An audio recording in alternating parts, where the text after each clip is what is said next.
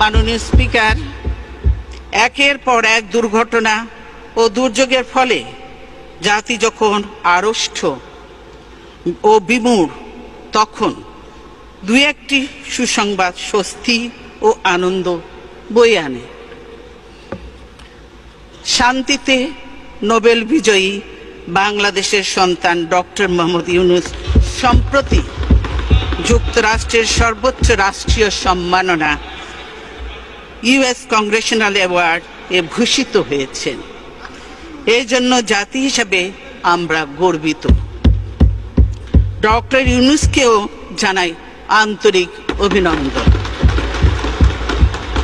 তবে স্বদেশে তিনি যেভাবে নিগ্রহের শিকার হচ্ছেন তা সত্যিই দুঃখজনক। তার মেধা, শ্রমে ঘামে প্রতিষ্ঠিত গ্রামীণ ব্যাংকও আজ হুমকির মুখে।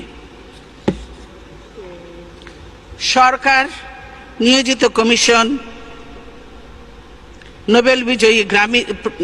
নোবেল বিজয়ী প্রতিষ্ঠান গ্রামীণ ব্যাংককে ভেঙে 19 টুকরো করার সুপারিশ করেছে। আমরা এতে স্তম্ভিত। এ ধরনের সিদ্ধান্ত গ্রামীণ ব্যাংককে ধ্বংস করে ফেলবে। ক্ষুদ্র ঋণের মাধ্যমে নারীর ক্ষমতায়নে এই ব্যাংক গুরুত্বপূর্ণ ভূমিকা পালন করে চলেছে।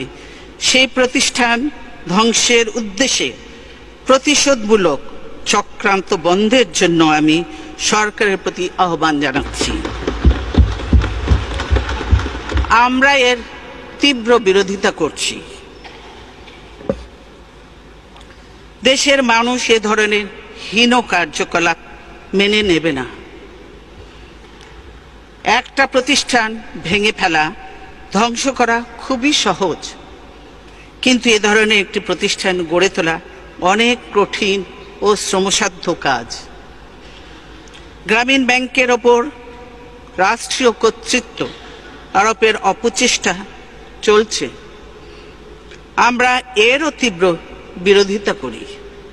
রাষ্ট্রায়ত্ত ব্যাংকগুলো লুটপাট করে সরকার যে অবস্থা করেছে, তারা কি গ্রামীণ ব্যাংকেও সেই অবস্থায় নিয়ে যেতে চায়?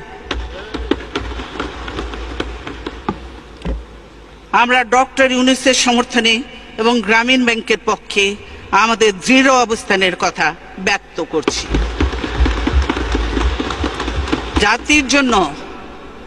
জাতির জন্য যারা সম্মান বয়ে আনেন, সেই কৃতি সন্তানেরা যেন দেশেও মর্যাদা পান, তা আমাদের নিশ্চিত করতে হবে।